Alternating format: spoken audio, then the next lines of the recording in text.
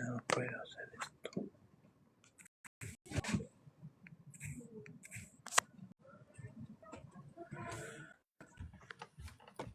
Que la paz y la gracia que es en Cristo Jesús sea con mis hermanos y con aquellas personas que siempre se unen a este live. Se hace este live con mucho cariño, con mucho amor para las almas, con la intención pues de compartir un poco. Estos días hemos estado con mucho trabajo, me había comprometido ya desde la semana pasada con ustedes para pues no organizar un tema, pero no, la verdad es que no he tenido tiempo, he estado muy ocupado. Ahí les he estado mandando algunos momentos de los trabajos que hemos estado haciendo con mis hermanos y aunque en el video que mandé no se escucha muy bien, pero aquí lo vuelvo a repetir. Esas obras estábamos haciendo la renovación de la fachada de la casa de oración, y todo eso se hace primeramente por orden del apóstol de Jesucristo, en preparativos para el 6 de abril, conmemorando los 100 años de triunfo, los 100 años de gloria en gloria que el pueblo de Dios ha tenido, tiene y tendrá. Entonces, por orden del apóstol de Jesucristo, mandó para que las casas de oración sean, en algunos casos, remodeladas, renovadas, restauradas, dependiendo la condición y la situación de la casa de oración, pues, ¿no?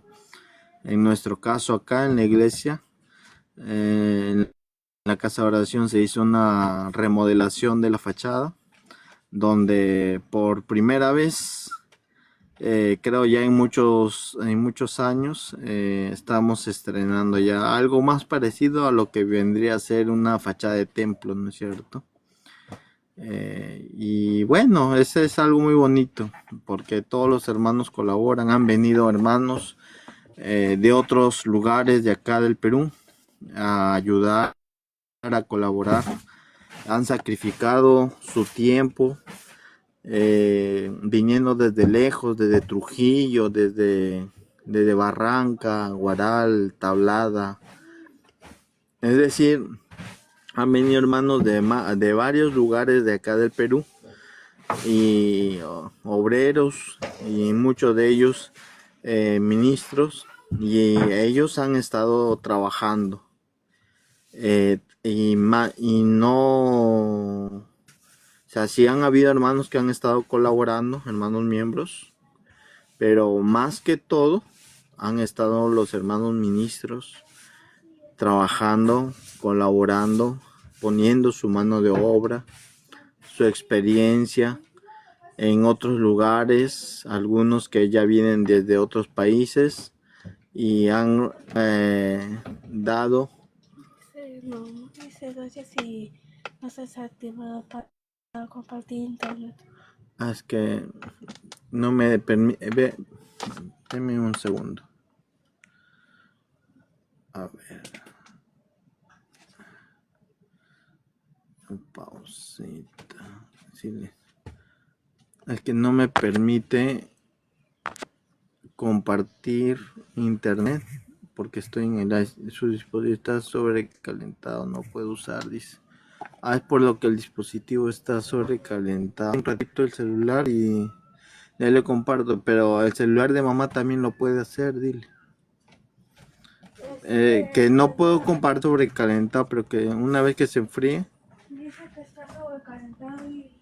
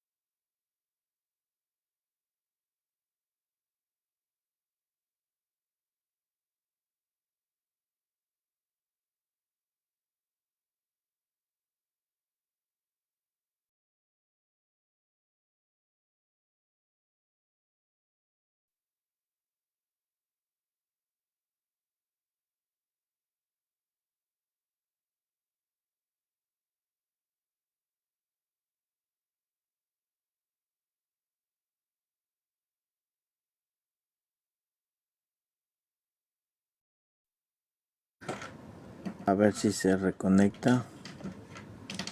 Sí, disculpen que... bueno, entonces les sigo comentando. Vinieron hermanos de otros lugares de acá, del Perú, de distintos lugares, pues no les voy a decir todos porque en realidad no sabría ya con exactitud de todos, pero de varios lugares a venir a colaborar para la renovación de la casa de oración de la central. Entonces se ha hecho un cambio. Ahí a mis hermanos que han podido ver, se ha hecho una en la parte principal. Se ha hecho, bueno, no sé cómo explicarle, un mural, ¿no? Un mural. Dentro de ese mural, pues va a ir en esta ocasión por la celebración de los 100 años de inicio de la restauración de la Iglesia del Señor. Se va a dar por inicio. Entonces, allí va a ir eso, ¿no? Un aviso, un letrero, un mensaje, alusión a los 100 años, que es el 6 de abril. De ahí también se ha puesto arriba, en la parte de arriba, como una llama, ¿no es cierto? Una flama, mejor dicho, una flama. Como por ahí alguno me preguntó que ese es eso lo utilizan, dice, los adventistas. Me decía por ahí en los mensajes, oye, pero ese es de los adventistas. Yo no sabía que esa flama estaba patentada. Yo no lo sabía. Pues ahí salió la curiosidad, ¿no? Pero no está patentada, y no es de los adventistas. Sin embargo, se usó ese modelo. Pudo haber sido otro, alusivo también. No tiene nada que ver.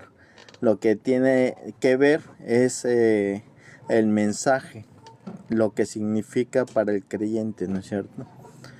Entonces va a quedar porque todavía no ha quedado del todo. Faltan arreglar algunos detalles.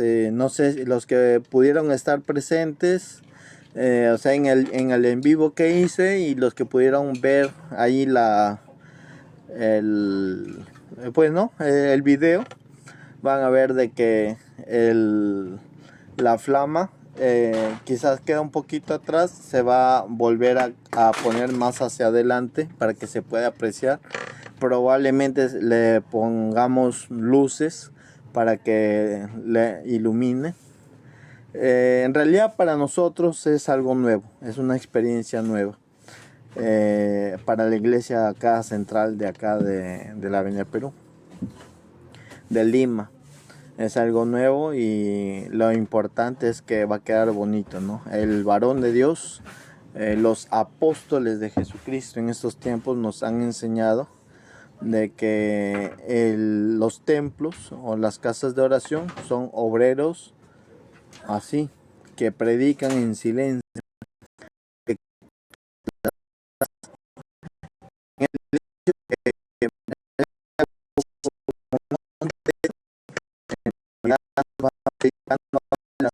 Toda alma que pase por ahí va a ver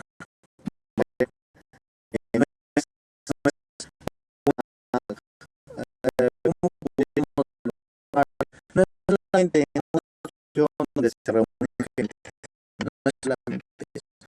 No, va a llamar la atención, va a comenzar a incitar a las almas a querer saber de qué se trata, por qué está esa fachada, por qué está esa flama ahí, qué que se anuncia, se predica. Entonces,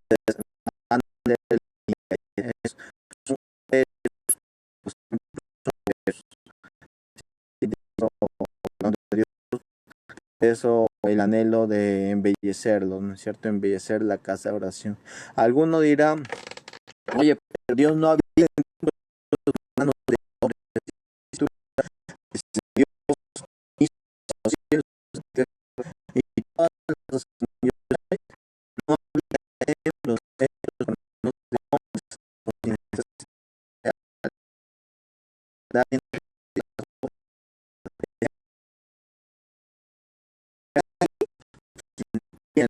esa adoración se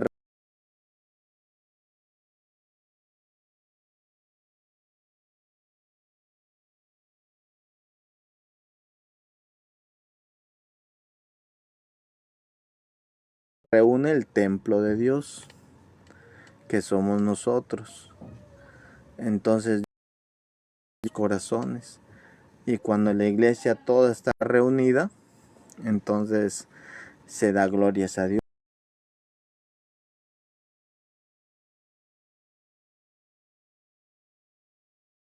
en un solo lugar.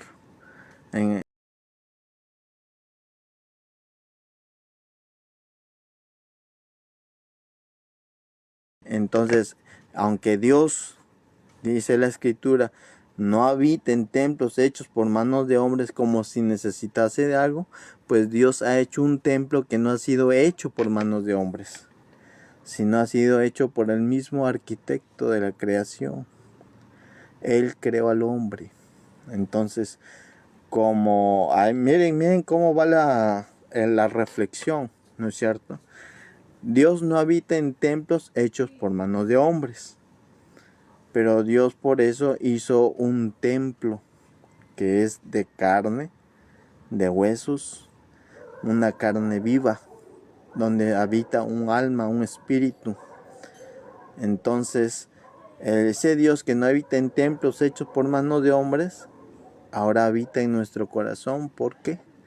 Porque Dios es el arquitecto de nuestras vidas.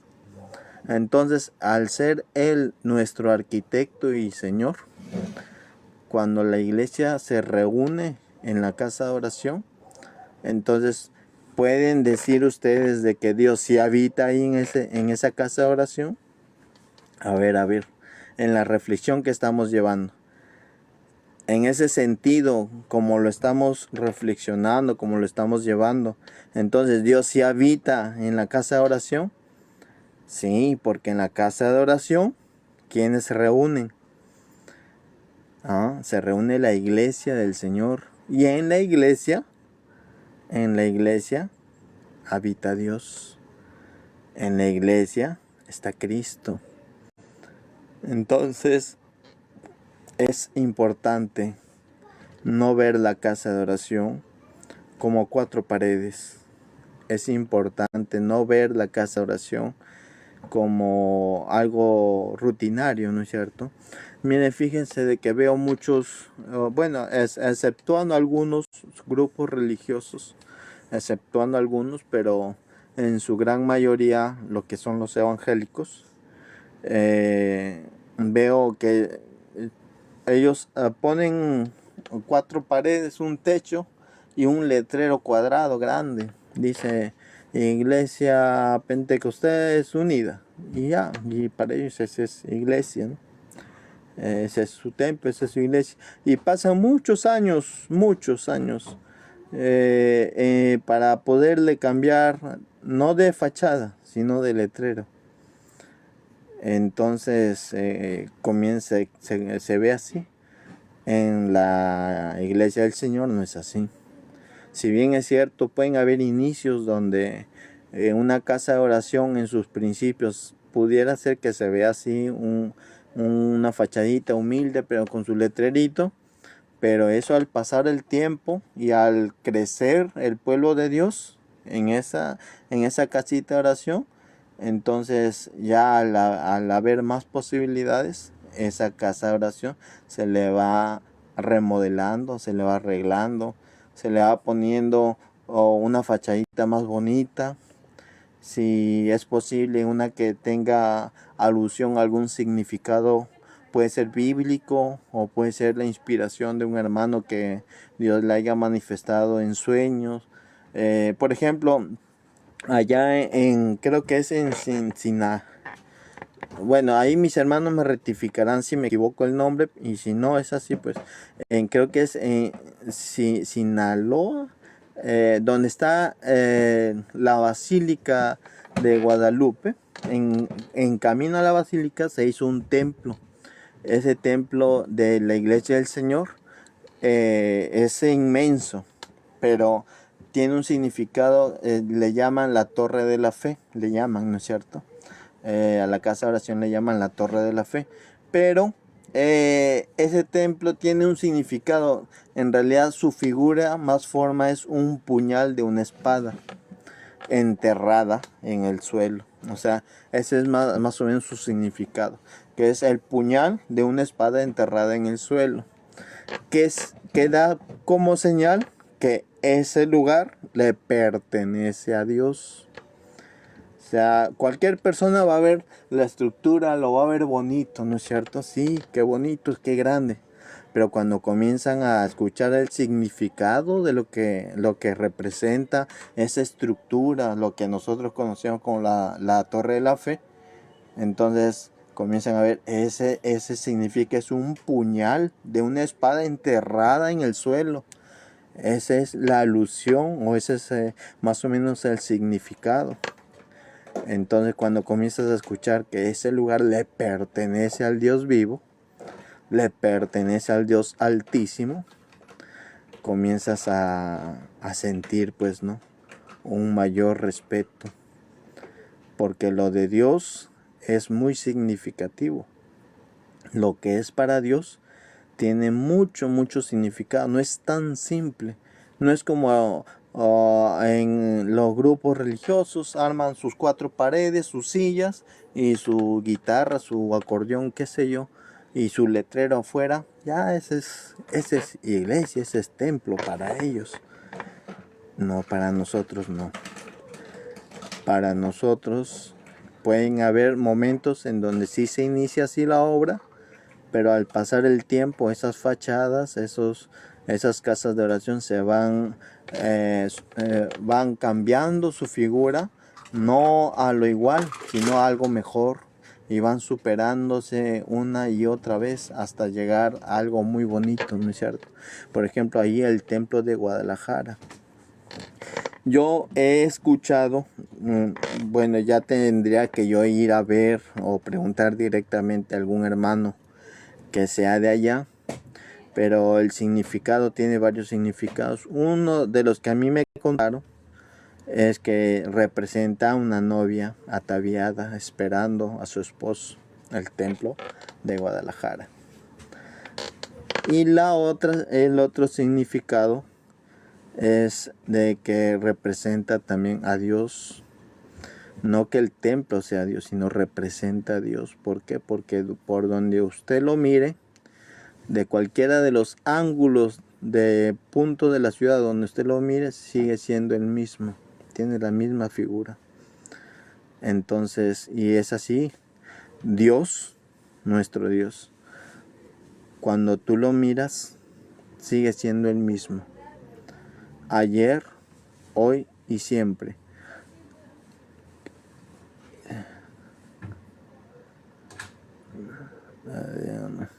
A ver, ¿qué están hablando por acá arriba? Por acá creo que, por aquí andan, creo. Bueno, sigamos entonces. Entonces, el templo de Guadalajara es así, ¿no es cierto? Es uno de sus significados es una novia ataviada esperando a su esposo y su señor. Lógicamente esa es una figura material, pero esa representa lo que es la iglesia para Cristo, que está esperando día y noche, ¿no es cierto?, a su Señor, y que está en constante oración y tiene su aceite lleno y su llama está ardiendo constantemente. Entonces puedes notar que hay una diferencia. No puedes ver la casa de oración como 4 paredes. O sea, no nos podemos dejar llevar por lo que dice el mundo. No, pero es que en el templo, pues nosotros somos la iglesia. Claro, nosotros somos la iglesia. Pero en el templo, en la casa de oración, ¿quién se reúne? ¿Quién se reúne? Pues la iglesia.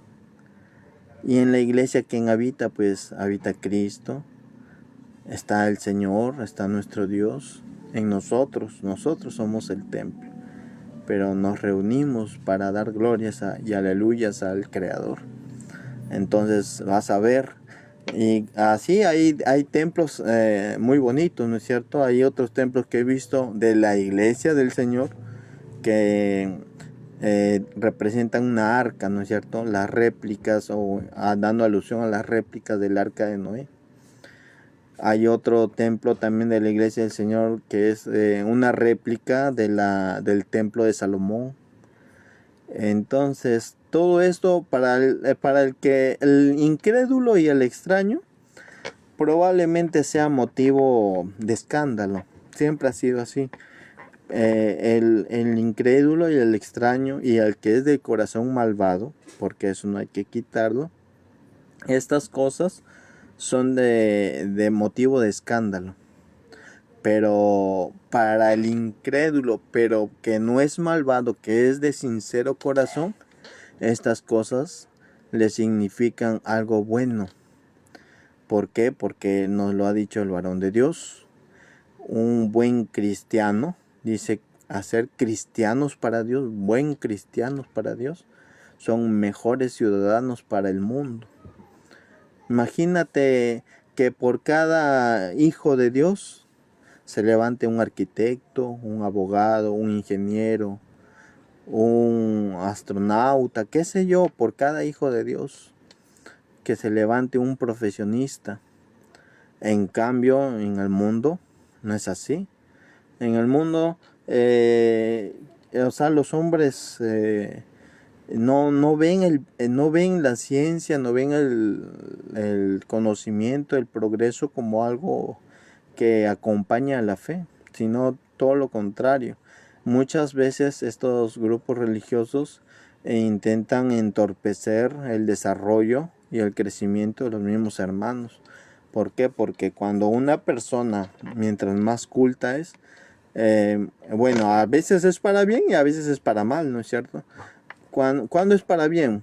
Para bien es cuando una persona adquiere conocimiento y es sincero en su corazón, pues va a notar de que si estás en la mentira, pues que algo anda mal, que la enseñanza que llevas no es como la que Cristo practicó y predicó.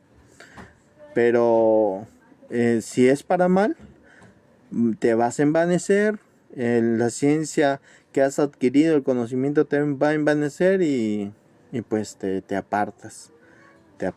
Entonces el propósito es acercarnos más y más a nuestro Dios, más y más a nuestro Señor. Ese es el verdadero propósito.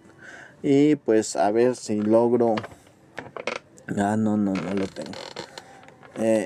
Entonces ese les quería comentar. Bueno, también de paso pues que habíamos estado trabajando le hemos estado trabajando más que todo, y lo digo con sinceridad, pues mucho más que su hermano.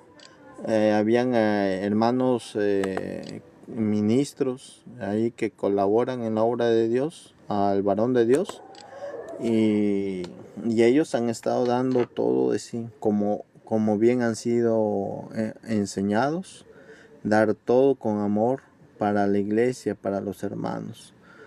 No es como en el mundo, ¿no? En el mundo religioso, un pastor, uno que diga tener cierta autoridad en sus casas, en sus centros religiosos, para ellos es motivo de enseñorearse de las almas, ¿no es cierto? Para ellos es motivo de convertirse señores y dueños como de las almas, ¿no? En la iglesia no es así.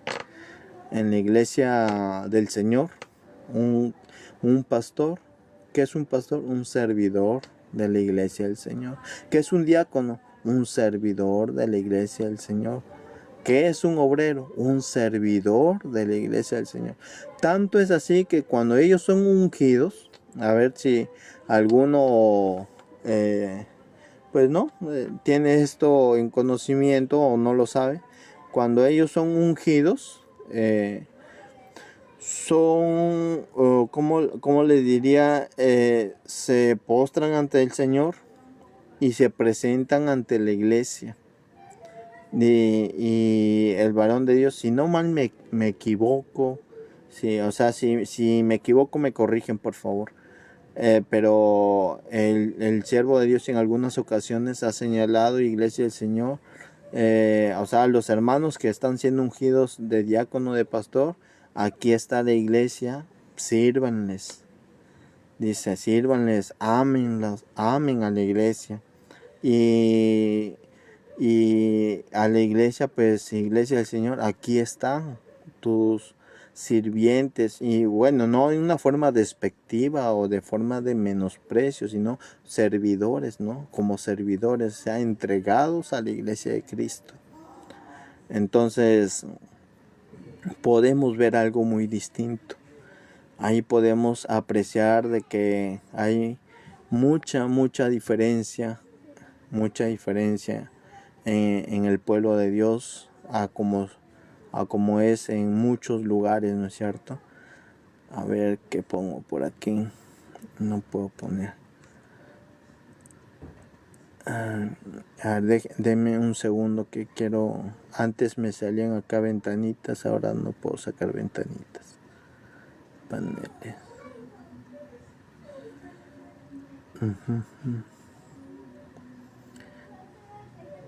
A ver, ajuste. No sé cómo sacar ventanitas. Entonces, bueno, pues entonces como les comento, es distinto. En el pueblo de Dios es algo demasiado, no demasiado, sino que es algo de un mayor entendimiento. Hay un mayor conocimiento y reconocimiento, tanto de los servidores hacia la iglesia, porque ellos no se enseñorean y no están como que fueran señores del pueblo de Dios, no, sino ellos están ahí como servidores. ¿Por qué? Porque aprenden, algunos cuando ya están empezando en esa administración, aprenden a amar a la iglesia, y aquellos quienes ya están muchos más años en esa administración, no es que aprendan, aunque todos aprendemos de alguna manera algo, ¿no? Pero no es que aprendan, sino que ya aman a la iglesia y se dan a sí mismos por ellas también. Como dice allá el apóstol, ¿no? Como quienes han de dar cuenta por vosotros. Entonces, y todo ese amor, todo ese cuidado, primeramente es transmitido porque está la elección de un hombre de Dios, cuidando y guardando a la iglesia a través de su cuerpo ministerial. Por eso se le llama su cuerpo ministerial, porque a esos ministros no los ponemos nosotros. A diferencia, ok, bueno, si no conoces, entonces mejor guarda silencio. Deberías de escuchar, deberías de escuchar, ser más presto para oír y prestar atención, para que no ofrezcas el sacrificio de los necios. Dicen, no, yo sí contesto, pero contesto cuando hay respeto. Cuando las personas son respetuosas conmigo, yo también soy respetuoso con ellas. Y cuando no son respetuosas conmigo, pues yo las ignoro. Esa es mi forma. En otros lugares quizás te hagan escándalo, no lo sé. Pero yo ignoro. Aquel que actúa por ignorancia, yo las ignoro. No sabes. Por eso te digo, no sabes nada. Es mejor que escuches. Abre tu corazón, sé sincero y aprende a escuchar para que Dios te bendiga. Mira, si fuera malo, de un buen árbol no pueden salir malos frutos. ni de un mal árbol salen buenos frutos. Entonces, todo buen árbol da buenos frutos. Y ahora yo te digo, mira la iglesia del Señor, ¿es buena o es mala? Te pregunto, mira la iglesia del Señor. Te pregunto, por favor responde, mira al pueblo de Dios, ¿es bueno o es malo? Ay, es que no puedes, entonces no puedes haber un árbol malo dando buenos frutos. Entonces algo está fallando ahí en la lógica, ¿no es cierto? En tu lógica, porque Cristo sí lo señaló. No puede dar un árbol malo dar buenos frutos. Ni puede dar un árbol bueno dar malos frutos. Entonces Cristo lo dijo y hay que creerle a Cristo, al Señor. Todo buen árbol da buenos frutos, da frutos buenos. Mira la iglesia, mira a los hermanos, mira a la doctrina. Entonces, si tú ves que todo esto es bueno y presumes y asumes que de quien hemos recibido esto es malo, entonces algo está fallando en esa lógica. No, eso es lo que te han dicho y tú les has creído.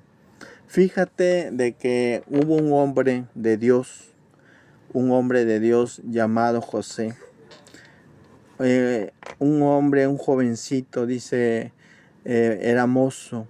En sus años mozos, él fue inocentemente y contó los sueños que él tenía a su padre y a sus hermanos, ¿no es cierto? Y en ese sueño dice de que él veía cómo las estrellas se inclinaban a él. Y cuando esto sucedió, los hermanos entendieron que estaba hablando de él y de ellos, que todos ellos se iban a inclinar a él. Y bueno, no lo entendieron. Algunos quisieron ignorarlo y otros nació en su corazón raíz de amargura. Pasando el tiempo, José dice que era muy amado por su padre. Y su padre, dice la escritura, que lo amaba mucho, tanto que despertó la envidia de sus hermanos. Y en una ocasión, andando por allá, pasteando, cuidando los animales, nació en ellos la idea de arrebatarle la vida a José. Pero, ¿qué pasó ahí? Cuando dice que uno de sus hermanos dijo, no le quitemos la vida, pues es nuestro hermano después de todo. Entonces, dejémoslo aquí o vendámoslo. Entonces los vendieron, dice, a los, ¿no es cierto?, a unos mercaderes. Y fue llevado, dice, por los mercaderes a Egipto. Y en Egipto fue vendido como esclavo a la casa de un hombre llamado Potifar. ¿Cuánto tiempo estaría en esa casa? Pues la escritura no dice con detalle cuánto tiempo, pero asumamos que ya había pasado varios meses hasta el día en que llegó a la casa de Potifar. Yo sí contesto, pero cuando se portan con respeto. Por eso te estoy contestando en el marco del respeto. Y estoy siendo cuidadoso contigo porque desde el principio sentí que no guardas tu respeto. Entonces, si tú me demuestras que guardas el respeto, entonces hasta capaz podríamos platicar aquí arriba. Pero por el momento, entonces presta atención. Entonces dice la escritura de que estaba José en la casa de Potifar, y todo lo que hacía José en la casa de Potifar daba un desarrollo, un crecimiento. Mira lo que es las cosas en las manos de los hombres de Dios. Estamos hablando de José. Todas las cosas que José administraba se desarrollaban y daba un crecimiento. El sembrío, en la casa, el orden en la casa. O sea, y comenzaba a ver Potifar algo muy especial en este jovencito. Bueno, ¿cuántos años ya tendría desde el tiempo en que fue vendido? Yo asumo que ya habría pasado varios años desde el momento en que fue vendido, pasado por esclavo, vendido como esclavo. y mientras se desarrolló en la casa de Potifar, meses o años tal vez. Asumamos de que haya pasado un año en todo este proceso. Dice que Potifar lo puso sobre su casa al ver el gran desempeño de este joven. Entonces el joven que ya no era un niño de 12, 13, 15 años, ya no. Este ya era un jovencito. Ya probablemente tendría entre sus 18 sus 20 años hasta ese momento. Pero entonces, administrando él la casa de Potifar, dice que Potifar tenía su mujer. Y en la mujer de Potifar despertó un deseo. En ese deseo de tener a José, de tenerlo como hombre.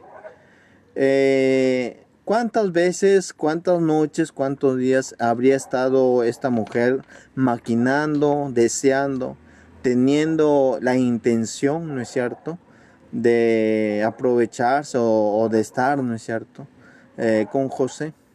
Que en una ocasión Potifar salió a hacer unas diligencias y lógicamente como José estaba a cargo, pues se quedó a cargo de la casa, del lugar, y esta mujer despidió a todos sus criados y llamó a José. Y José fue y obedeciendo al llamado, pues no, de su señora, porque si Potifar era su señor, esta mujer era su señora, la esposa de Potifar. Pero cuando ya estaban ahí, esta mujer se quiso aprovechar de José y se le insinuó. Se le insinuó de tal manera que le arrebató la ropa.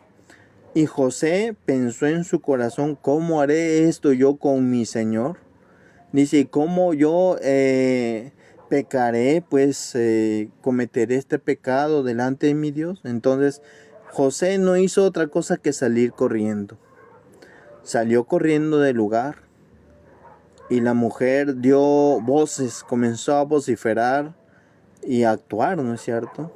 En esto que comenzó a vociferar y a actuar a voz abierta, José, imagínate, salió corriendo de esa habitación desnudo. ¿Quiénes lo vieron? Lo vieron los criados, lo vieron los guardias, lo vieron, mucha gente lo vio corriendo. Entonces, y esta mujer, cuando ya las personas llegaron, esta mujer no le devolvió su ropa, sino que mantuvo su ropa y dio orden de que se le sujetara a José, y así lo mantuvo desnudo hasta que llegó su esposo, Potifar. Y cuando llegó Potifar, lo acusó. Le dijo que José había intentado, pues no, aprovecharse de ella. Todos le creyeron. Probablemente le preguntaron a José. Nadie le creyó. Ahí estaban las evidencias. Habían evidencias de esa situación. Totalmente. Todos lo habían visto. Él entró y salió desnudo. Y la mujer, quien tenía cierta autoridad, pues era dueña de esa casa, lo acusó. Entonces, ¿quién podría dudar de una mujer así? ¿Quién podría dudar de la credibilidad de la dueña de la casa? Ponte a pensar que quienes apoyaron a José en ese momento, pues no sé, no dice la escritura que alguien lo haya apoyado, pero no, según lo que yo veo es que nadie lo apoyó, nadie le creyó.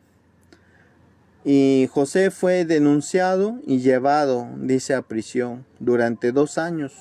A lo que su hermano se acuerda, durante 2 años estuvo en prisión, sujeto ahí entre rejas, pasando como todo preso, como todo hombre.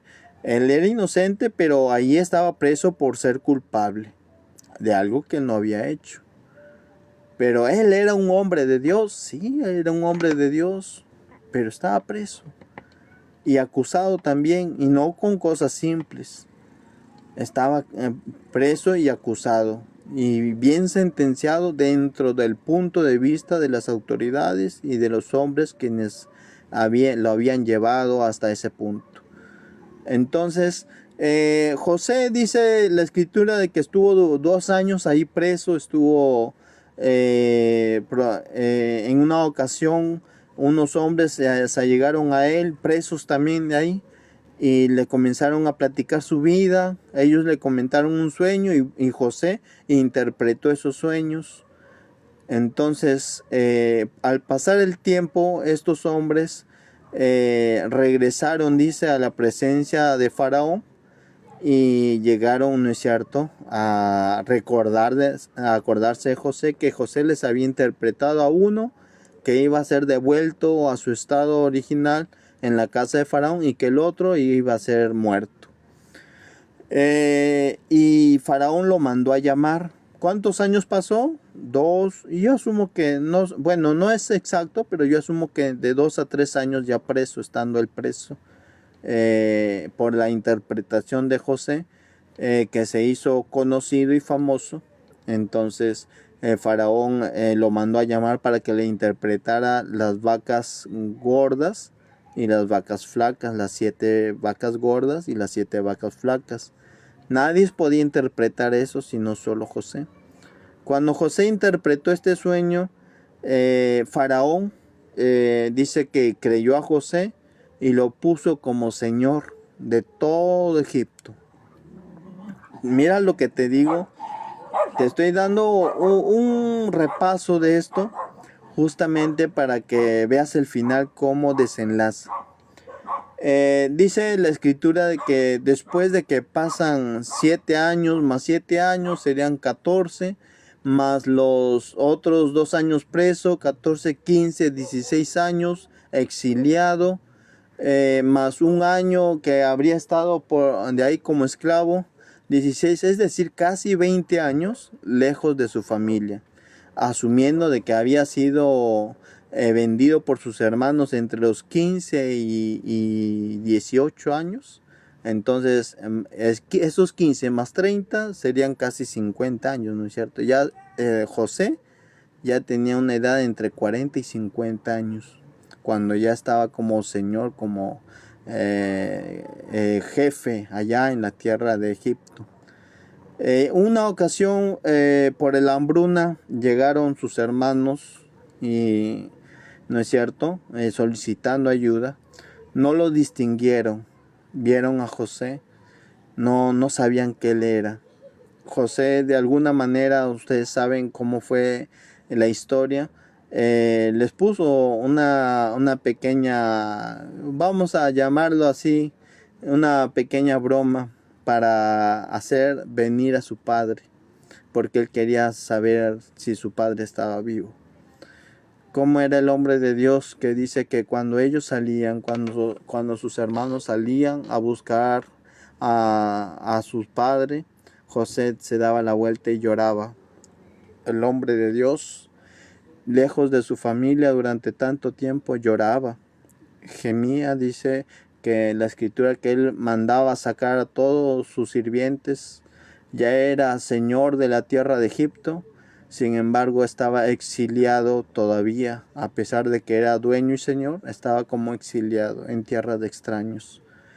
Y cada vez que él los veía, él lloraba, él gemía, se lamentaba.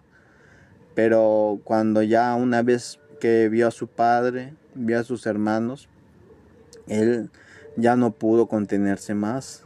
Y él dijo a su padre, ¿no es cierto?, yo soy aquí, yo estoy vivo, soy José, soy tu hijo. Imagínense cómo quedó Jacob, contento, un hombre lleno de gozo, que ya a una edad tan avanzada pudiera recuperar a un hijo ya muerto hace casi 50 años atrás. Qué alegría para un padre. Y no solamente eso, sino que ver que su hijo se había convertido en un jefe tan importante, tan trascendental.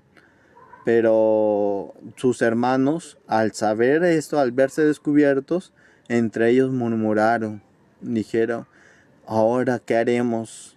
Ahora Él siendo Señor, el segundo del faraón, va a tomar represalias contra nosotros. Se va a cobrar venganza contra nosotros. Era el pensamiento de ellos.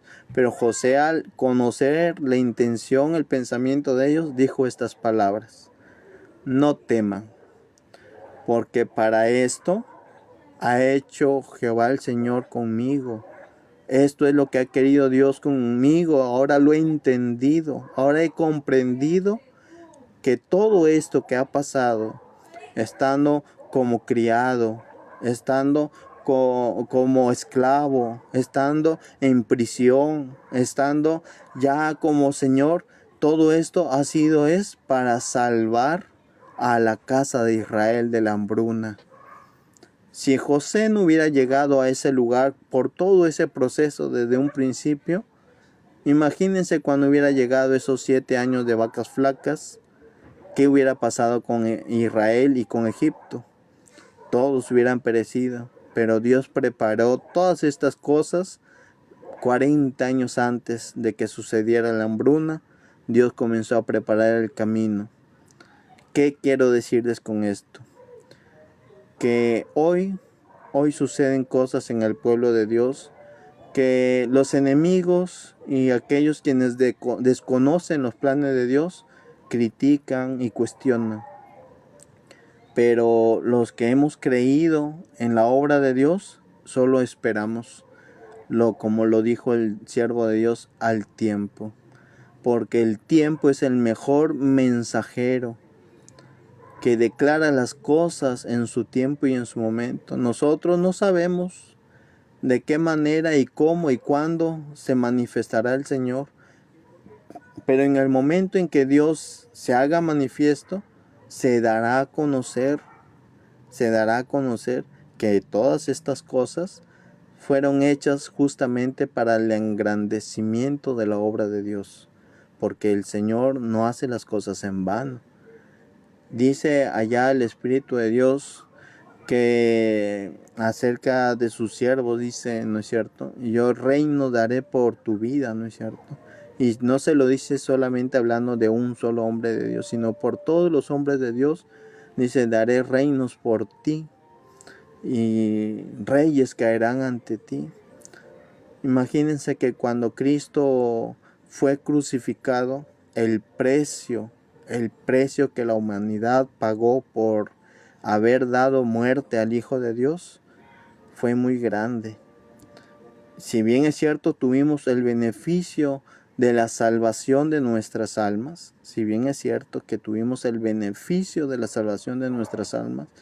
pero al postrer tiempo, después de la partida del último apóstol, en el tiempo de la iglesia primitiva, estamos hablando del apóstol Juan, se inició un silencio en donde no hubo esa palabra a través de los hombres de Dios que daba vida. Dijo Cristo, es necesario trabajar entre tanto que sea de día, porque viene la noche en donde nadie puede trabajar. ¿Quiénes trabajan de noche? Pues los que no están autorizados por el Señor. Pero los que son de Dios trabajan entre tanto que el día dura. Entonces ese día se termina en el primer siglo, en la vida del último apóstol. Se presume que fue el apóstol Juan entre los años 98, 100 hasta el 115, algunos dicen que podría haber vivido.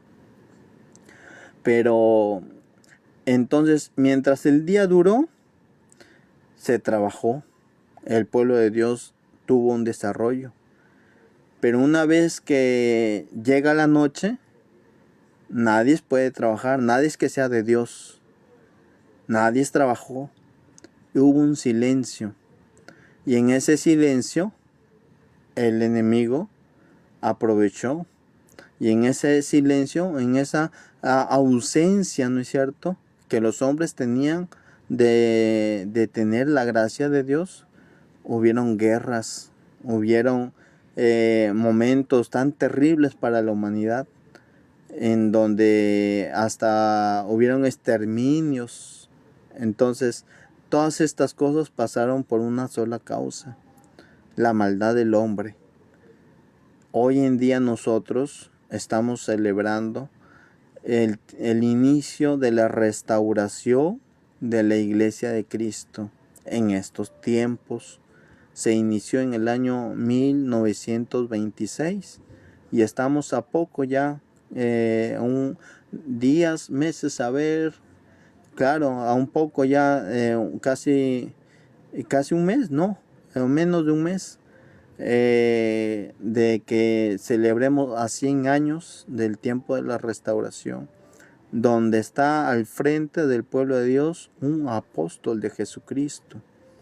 Entonces, así como José pasó por todo aquello y solamente cuando vio a sus hermanos venir, les dijo: ahora yo he entendido que todas estas cosas que he pasado fueron de parte de Dios, fueron para salvar al pueblo, a la casa de Israel. Entonces nosotros también tenemos esta misma confianza. Los que hemos conocido al apóstol de Jesucristo, nuestro hermano Nazón, y los que hemos creído en su elección, sabemos que todo esto Dios tiene un motivo y una razón. Hay un propósito. ¿Cuál exactamente? Pues con exactitud nosotros no lo sabemos, pero sí podemos presumir y asumir de que todo esto será para el engrandecimiento de la obra de Dios. Porque dijo el apóstol Pablo, dice, conocidos, en algunos casos, ¿no es cierto? Conocido, dice, como de malhechores, pero haciendo el bien, ¿no es cierto? Entonces, muchos critican, dicen: no, pero como acá nuestro estimado amigo que estaba acá abajo hablando, cosas que él desconoce, pero estaba hablando, pero mira, la iglesia del Señor sigue creciendo, sigue desarrollándose, sigue, el cambio al mundo sigue en marcha, no se ha detenido.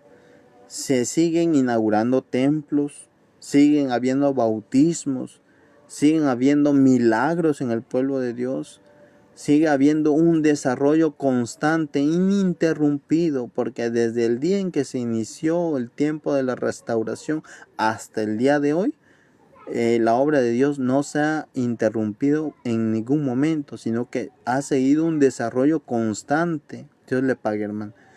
Ha seguido un desarrollo constante.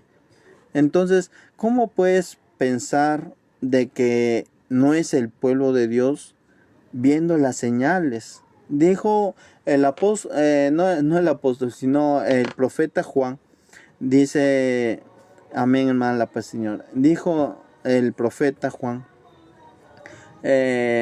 mandó a sus discípulos, los mandó y le dijo: vayan y pregunten si él es el Mesías, el que había de venir, o viene otro. Entonces el Señor dice que le responde a los discípulos de Juan: id y decid a Juan, los cojos andan, los ciegos ven, los muertos son resucitados, y a los pobres se les es anunciado el reino de los cielos. Esas eran las señales. Entonces, ¿qué iban a decir allá los discípulos de Juan? Pues no, todavía dudamos, todavía no creemos todavía que seas tú el Mesías. No.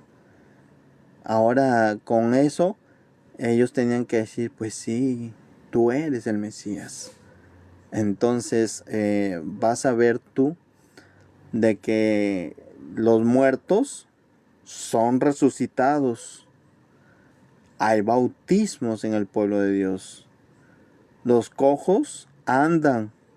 Aquellos quienes andábamos para un pie en el mundo y un pie en la iglesia, ahora andamos en el pueblo de Dios. Los ciegos ven. Aquellos quienes no podíamos comprender la verdad de la mentira, no podíamos distinguir lo bueno de lo malo, Ahora decimos nosotros, vemos claramente. ¿Ah? Los sordos oyen, ¿no es cierto? Entonces, a los pobres, a los humildes, y hoy en día no solamente podemos decir a los pobres y los humildes, sino a todo hombre que sea sincero de corazón, se le es anunciado el reino de los cielos. Entonces, ¿cómo puedes decir tú que no hay? ¿Cómo puedes dudar tú que sea el pueblo de Dios o no? Deberías de preguntarte que las señales ya están dadas. Las señales se siguen anunciando. ¿Qué es lo que anuncia la iglesia a la luz del mundo? Anunciamos y creemos en la presencia de un Dios vivo, único y verdadero, el que hizo los cielos y la tierra, excelso por excelencia, el creador del universo, del cual no hay otro igual ni semejante a él.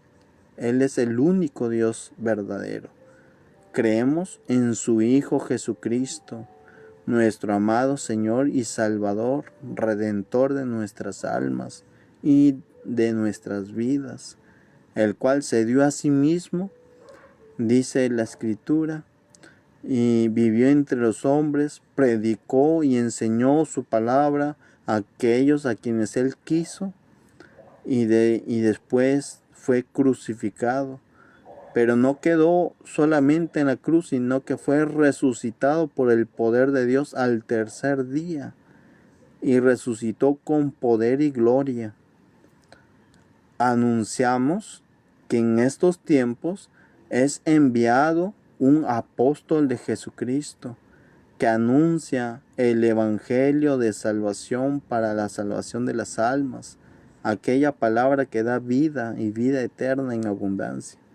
Anunciamos. Entonces, ¿y qué señales la acompañan? Pues mira que desde el tiempo que se levantó la voz de un varón de Dios en estos tiempos, en el año 1926, en un 6 de abril, desde ese año, desde ese día hasta el día de hoy, el pueblo de Dios no ha parado de trabajar porque el día está presente. Entre tanto que el día dura, hay que trabajar. Entonces no se detiene, no para, no y se interrumpe su crecimiento, sino que en todo momento el pueblo de Dios está en constante desarrollo y crecimiento. Entonces, o sea, si tú sigues dudando, viendo las señales, viendo que el árbol bueno sigue dando buenos frutos, viendo que la obra de Dios sigue creciendo y se sigue desarrollando, pues ya, pues, o sea, ¿cómo te podemos convencer con otras palabras? Bueno, en realidad el que convence es Dios, pero ¿qué más palabras te podríamos decir, no es cierto? Hace falta ser sinceros. Hay que ser sinceros de parte de Dios para entender las señales.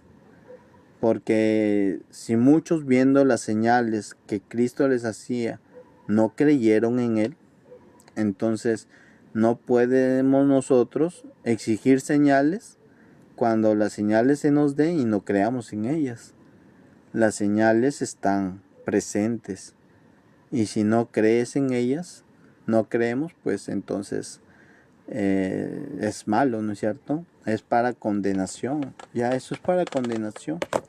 Entonces es necesario que nosotros tengamos, aunque sea un poco de humildad y saber reconocer los tiempos. Dios dijo, cuando oigan que hay guerras, está cerca, ¿sí? Son las señales, dijo el Señor. Dice, y habrán guerras y rumores de guerras. Dice, y habrá hambrunas y terremotos en muchos lugares, pero aún no es el fin. Esto solamente será principio de dolores. Entonces, o sea, las señales están dadas. ¿Qué es lo que nosotros tenemos que hacer? Pues seguir trabajando, seguir luchando y esforzándonos. Mm, ya, a ver, yo he querido sacar otra ventana, pero no sé cómo. Antes sí, siempre me salían dos ventanas acá. Ah, ya, ahora sí salió. Bueno, ahí salió, creo. Dios. Ya, dice Libro de los Salmos, capítulo 45. Libro de los Salmos, capítulo 45. A ver.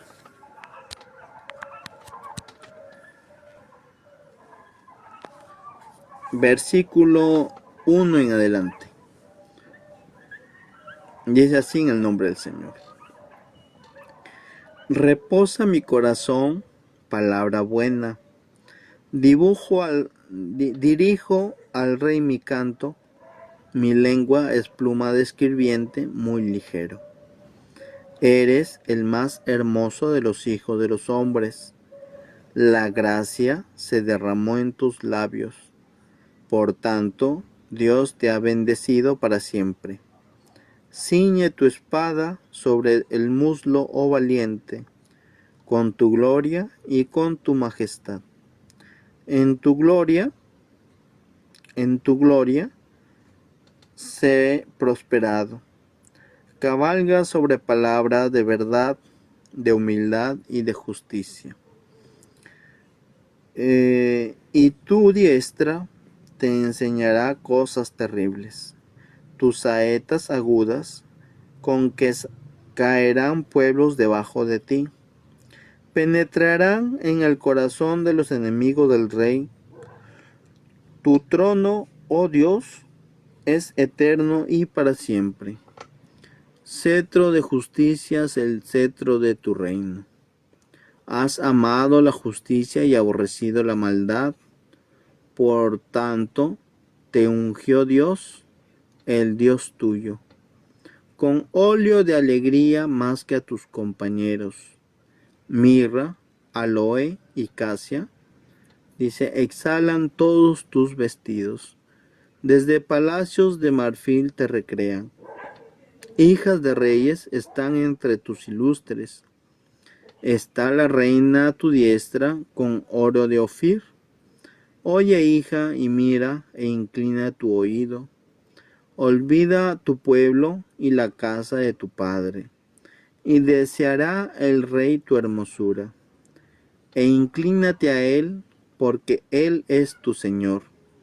Y las hijas de Tiro vendrán con presentes. Implorarán tu favor los ricos del pueblo.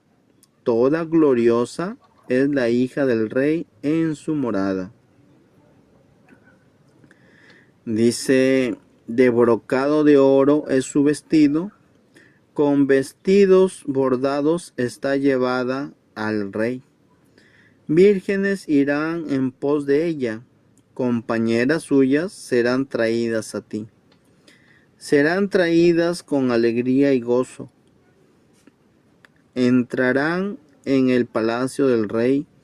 En lugar de tus padres serán tus hijos, y quienes harás príncipe en toda la tierra. Haré perpetuar la memoria de tu nombre en todas las generaciones, por lo cual te alabarán los pueblos eternamente y para siempre, para la honra y gloria del Señor. Este es un salmo, ¿no es cierto? Este salmo, bueno, si bien es cierto, en el tiempo ya de la gracia se comprende como una profecía, pero en el momento en que se escribió este salmo, fue dirigida al rey Salomón, que no era rey, pero iba a ser rey. Fue dirigida por David, dice, a Salomón. Entonces, comenzamos a ver cosas muy curiosas. Todo lo que David reconocía, todo lo que David reconocía en su hijo Salomón, ya no lo reconocía él como hijo, sino como un siervo de Dios. David reconocía a Salomón ya no como hijo, sino lo reconocía como un siervo de Dios, como un hombre de Dios. En este deseo, en este pensamiento que David tenía hacia él, comienza a decirle palabras se puede decir muy bonitas, ¿no es cierto? Dice, reposa mi corazón, palabra buena. Dirijo al rey mi canto. David todavía está vivo, pero para David, su hijo, porque Dios así se lo manifestó, para David su hijo ya era rey. No estaba rey todavía, iba a ser rey cuando David durmiera. Pero en este caso, pues vamos a ir entendiendo lo que es el reconocimiento, ¿no es cierto? Cuando hay el reconocimiento a la obra de Dios.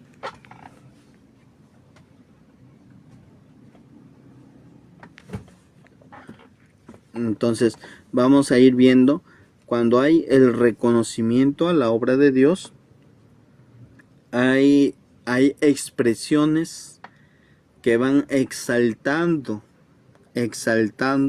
lo que hay en el corazón.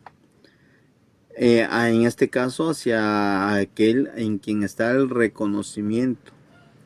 Dice ahí, reposa mi corazón, palabra buena. Dirijo al rey mi canto. Dice, mi lengua es pluma de escribiente muy ligero. Eres el más hermoso de los hijos de los hombres.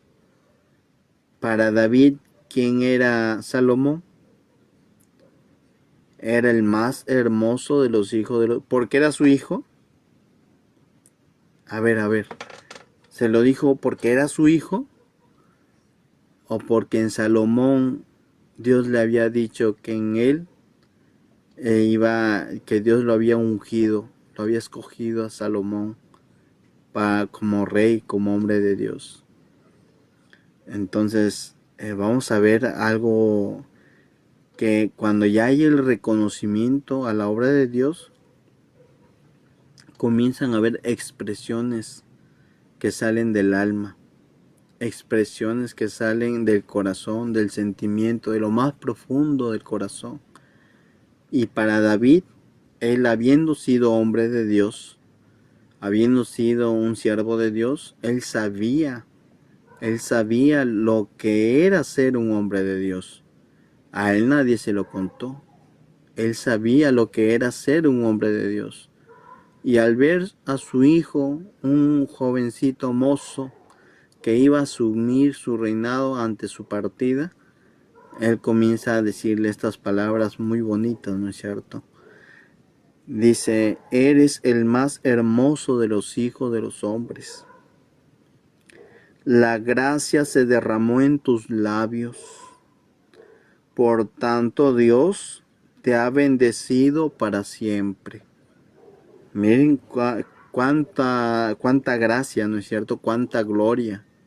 Lo que David expresaba para aquel quien en su corazón ya era el ungido de Dios.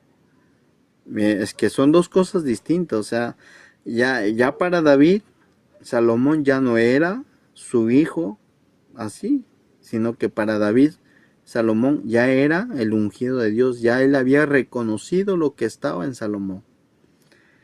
Entonces, dice, ciñe tu espada sobre el muslo, oh valiente, con tu gloria y con tu majestad. Dice, en tu gloria sé prosperado. Cabalga sobre palabra de verdad, de humildad y de justicia. O sea, a veces uno lo lee de corrido, ¿sí? Pero comienza a meditar en las palabras. O sea, las expresiones, esas palabras están exaltando al que Dios ha elegido, al que Dios ha llamado para una función en específica. Y Dios le manifestó a David Dios le manifestó a David que iba a llamar para ser rey a Salomón. Entonces David deja de ver a Salomón como su hijo y lo comienza a ver como el ungido de Dios. Y sigue diciendo: en tu gloria sé prosperado, cabalgas sobre palabra de verdad, de humildad y de justicia.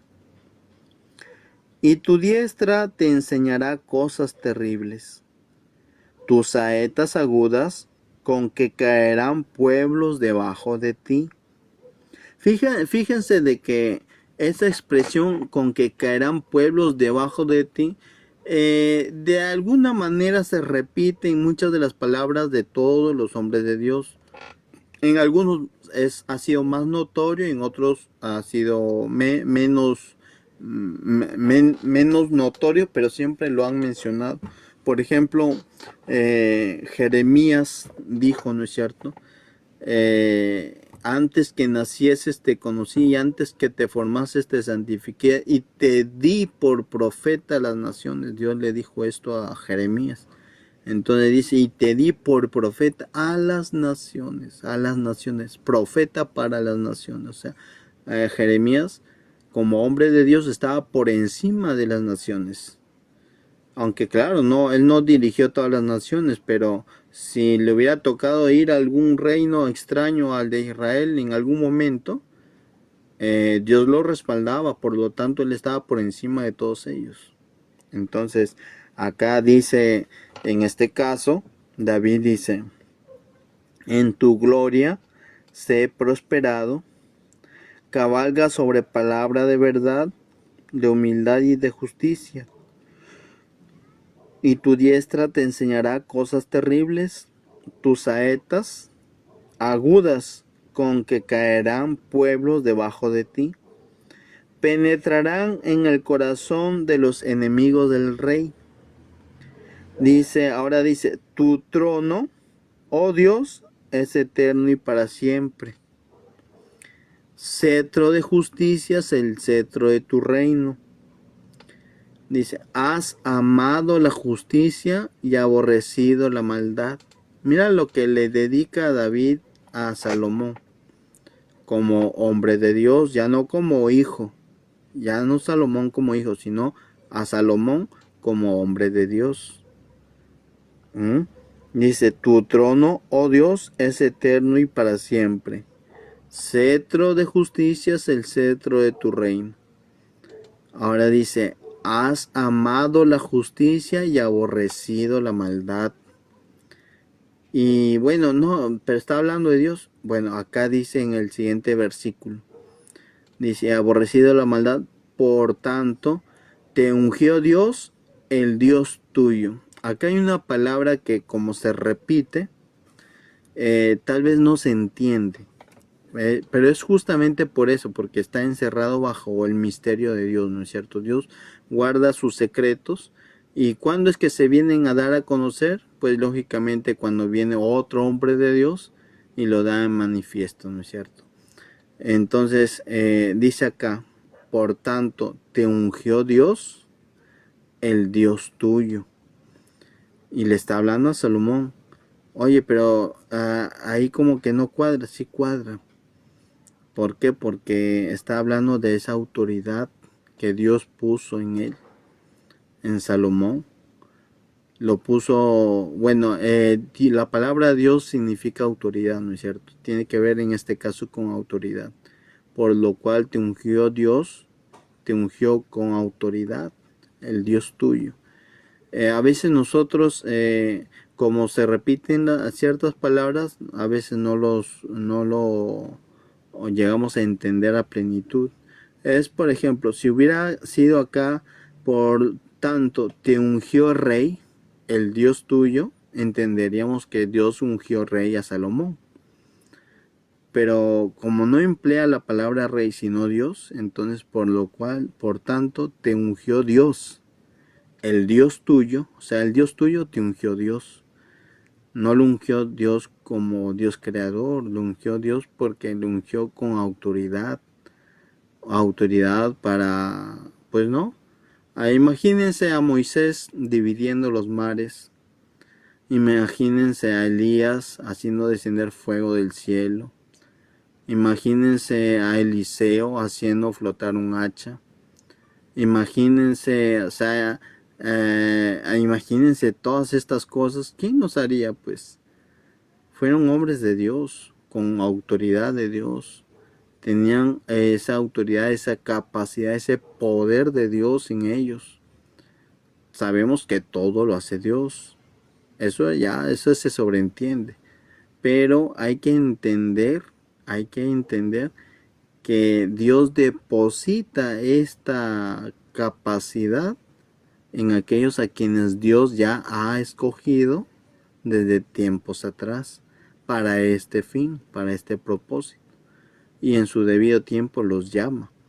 En este caso estamos hablando de lo que David habla a Salomón.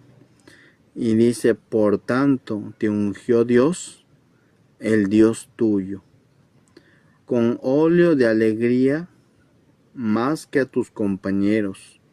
¿Se dan cuenta? Con óleo de alegría. ¿Cuál era el óleo de alegría? Pues la autoridad. La autoridad que Dios estaba poniendo en Salomón, dice. Y que en una ocasión también puso en David.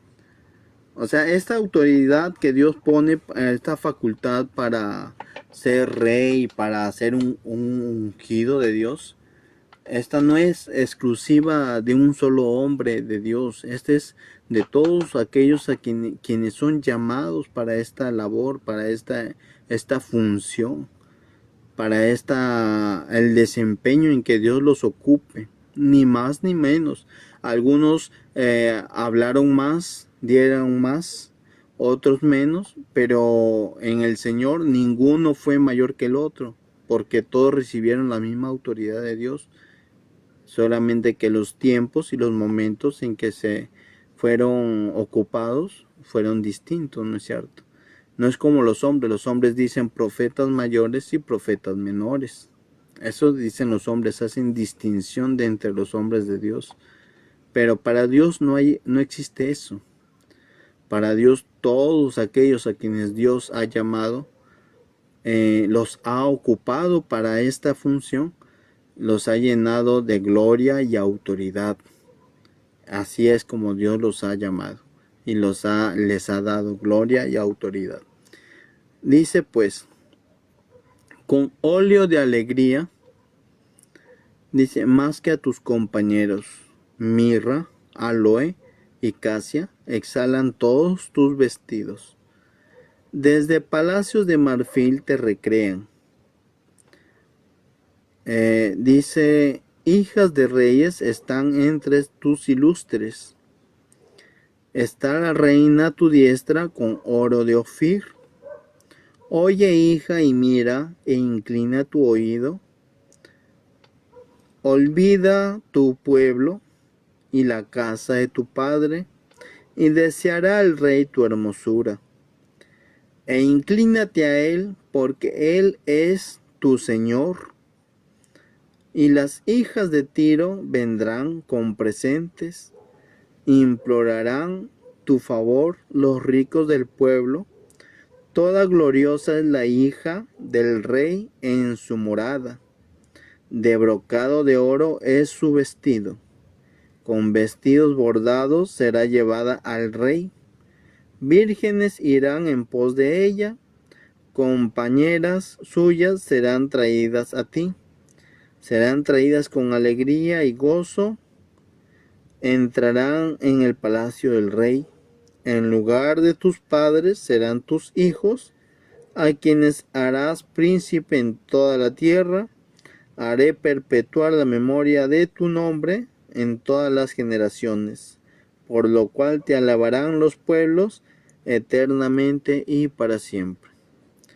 Entonces vemos aquí un reconocimiento de un hombre de Dios hacia otro hombre de Dios.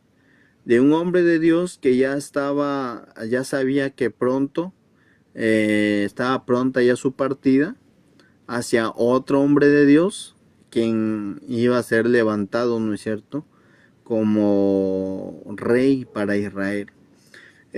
Dice acá en el libro de Samuel, la primera de Samuel, a ver si me acuerdo, capítulo 26, me parece. Dice, primera de Samuel, capítulo 26.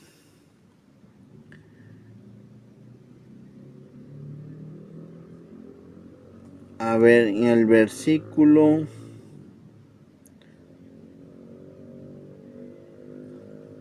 Dice en el versículo 7, primera de Samuel, capítulo 26, versículo 7.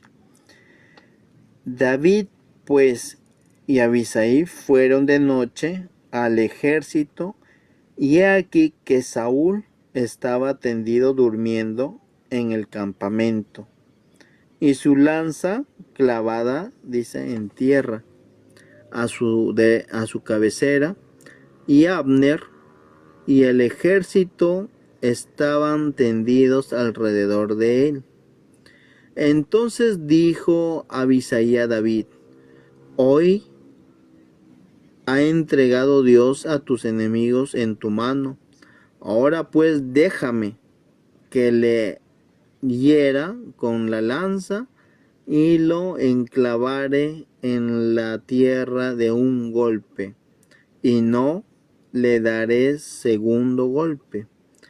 Y David respondió a Abisai: no le mates, porque ¿quién extenderá su mano contra el ungido de Jehová y será inocente? Sabemos todos, o sea, todas las cosas que pasaron entre David y Saúl. Lo sabemos. Pero mira lo que es el reconocimiento, cuando hay un entendimiento, el reconocimiento hacia la obra de Dios.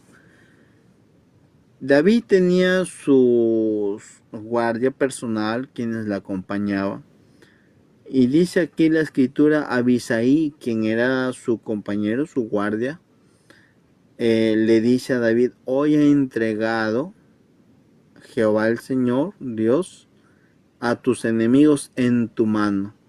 Ahora déjame que hiera de un solo golpe, o sea, que le dé muerte de un solo golpe con la lanza, y no habrá un segundo golpe, o sea, con un solo golpe y le daba muerte, ¿no es cierto? Está hablando de dar muerte a Saúl. Todos estaban totalmente dormidos.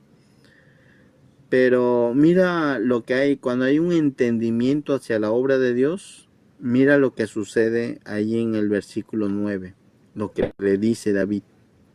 Y David respondió a Abisai: no le mates, porque ¿quién extenderá su mano contra el ungido de Jehová y será inocente? A ver. David reconocía que en Saúl había habido un ungimiento. Sí. David reconocía que Saúl era el ungido de Dios. Sabemos las cosas que Saúl cometió, que hizo, pero no vamos a ahondar en ello, porque como dijo David: ¿quién levantará su mano contra el ungido de Dios y será dado por inocente? Aunque tú en tu juicio puedas decir es culpable por esto o por aquello o por lo otro, pero adelante de Dios ninguno está autorizado. Ni David, que ya era hombre de Dios, que ya era el ungido de Dios para ser rey, ni David podía juzgar a Saúl por las cosas, sino que él tenía en su corazón un reconocimiento y dice: ¿quién extenderá su mano contra el ungido de Jehová y será inocente?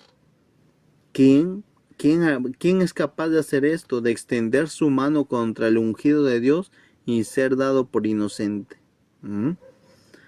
Luego dijo además David: vive Jehová, que si Jehová no le hiriere, o su día llegue para que muera, o o descendiendo en batalla perezca, guárdeme Jehová de extender mi mano contra el ungido de Jehová.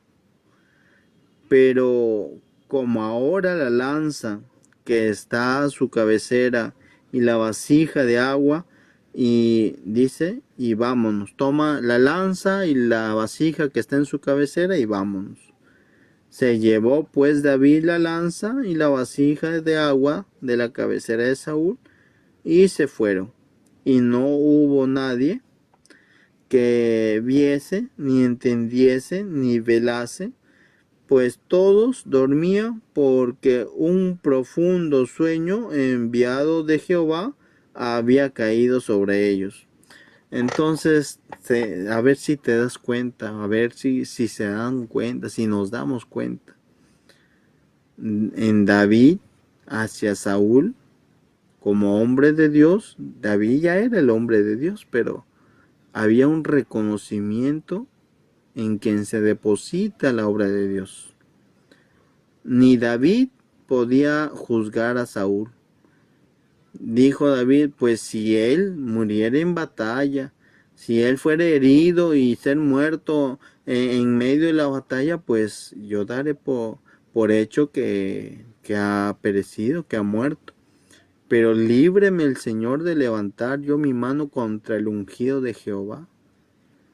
Entonces te das cuenta que como David ya tiene un entendimiento de qué es lo que representa un hombre de Dios, cuando David habla de Salomón, ya para que Salomón posteriormente ascienda, ¿no es cierto?, al trono después de su muerte, también David tiene un reconocimiento hacia Salomón.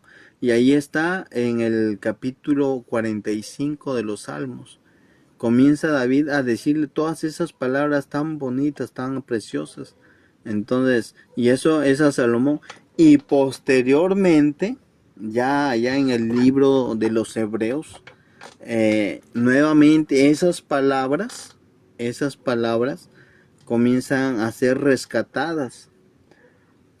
Comienzan a ser rescatadas nuevamente ya en el tiempo de la gracia. ¿Por qué son rescatadas? Porque esas palabras, pues lógicamente, estaban plasmadas en las escrituras, pero en la boca de los hombres de Dios, en las manos de los hombres de Dios, toda la palabra es viva y eficaz.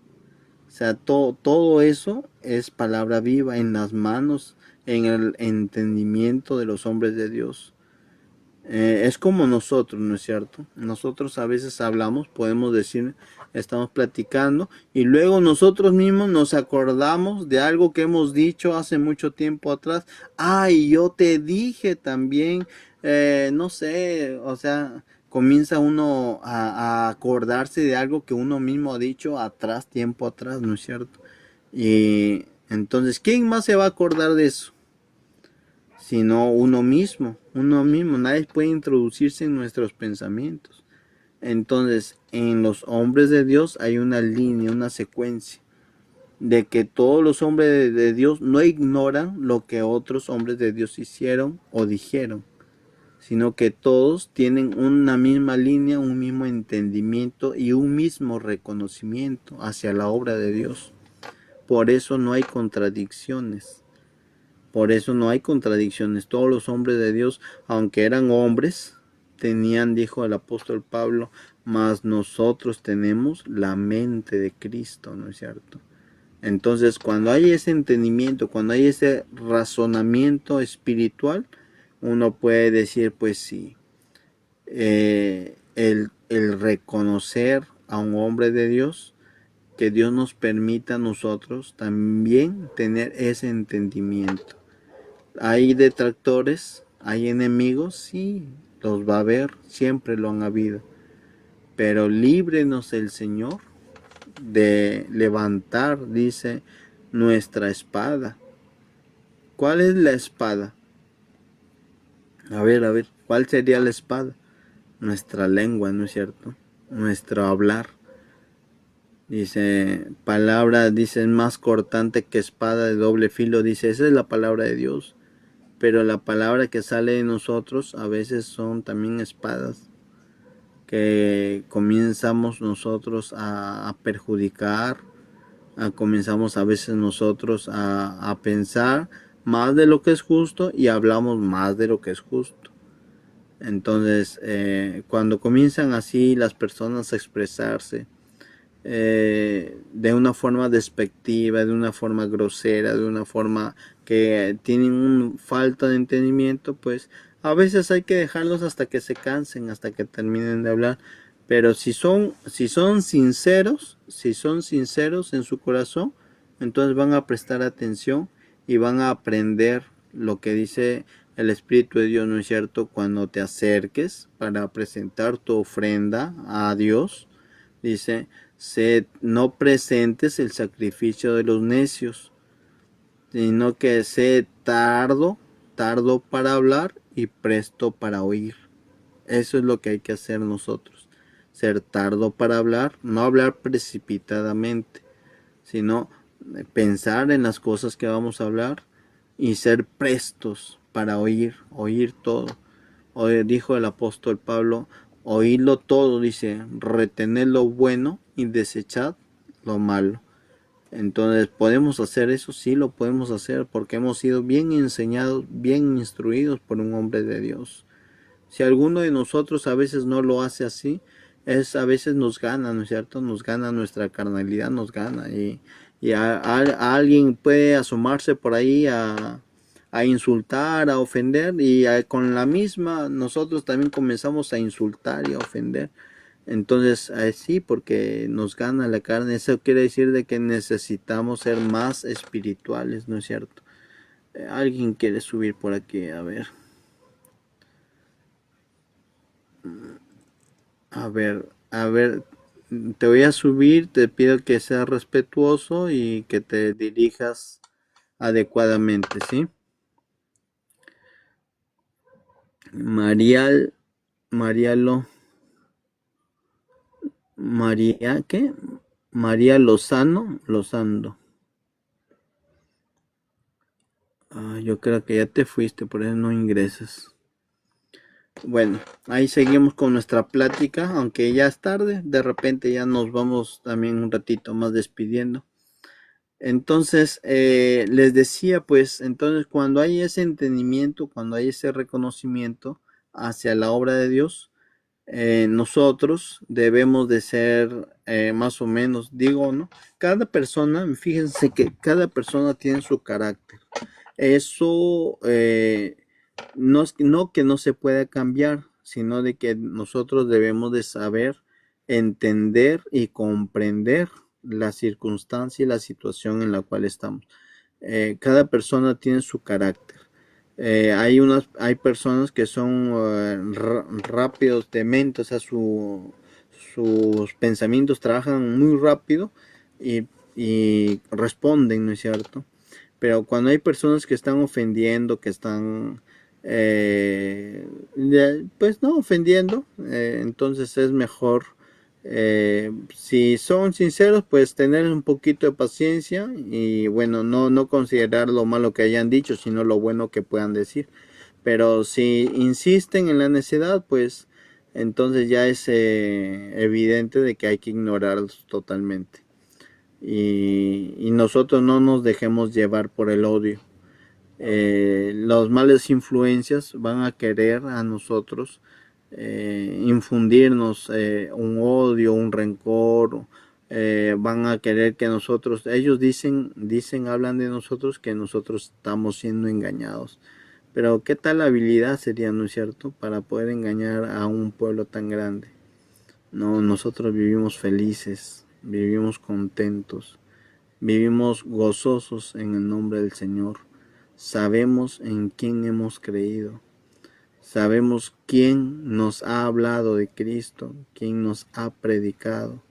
Y sabemos hacia dónde vamos. Es decir, estamos seguros. Estamos contentos y estamos seguros. y estamos a poco más o poco menos de cumplir 100 años. De aquí, ¿quiénes estarán en los próximos 100 años? Es decir, cuando la iglesia cumpla 200 años, pues ya no lo vamos a ver ese día. Si Dios permite que la iglesia aún siga presente en la tierra, ya no vamos a ver ese día. Entonces, esta fecha es especial para nosotros. Entonces, aprovechemos esta bendición. Es la fiesta que Dios ha preparado para nuestra generación. Es un día, una fecha muy importante, y pues sintámonos bienaventurados, benditos de parte de Dios. Dios les pague. Yo creo que hemos platicado un ratico. Nada más les quería decir esto, ¿no es cierto? Porque no había platicado prácticamente desde la semana pasada. Debido a que hemos estado trabajando, hemos estado dándole parejo, y aún ahora pues estoy un poco también cansado de mi trabajo laboral normal. Entonces, pero sin embargo sí quería compartirles esto, de que estamos preparándonos, estamos de fiesta, y en el pueblo de Dios, para aquellos quienes nos ven, nos escuchan, en el pueblo de Dios, en la iglesia La Luz del Mundo, hay un verdadero apóstol de Jesucristo, el cual anuncia a todas las naciones que Cristo viene pronto y hay que prepararse. Por eso los invitamos a la iglesia del Señor, a la iglesia La Luz del Mundo. Busquen en su Google Map casas de oración de la iglesia La Luz del Mundo. Allí los horarios, que así permita el sistema poder averiguar. En su mayoría de los países está de 5 a 5 y media de la mañana, de 9 a 10 y de 6 a 7 de la noche. Entonces, eso digo en la mayoría. Busquen ahí, que es importante para el bienestar y la salvación de sus almas, de nuestras almas. Ahí van a encontrar.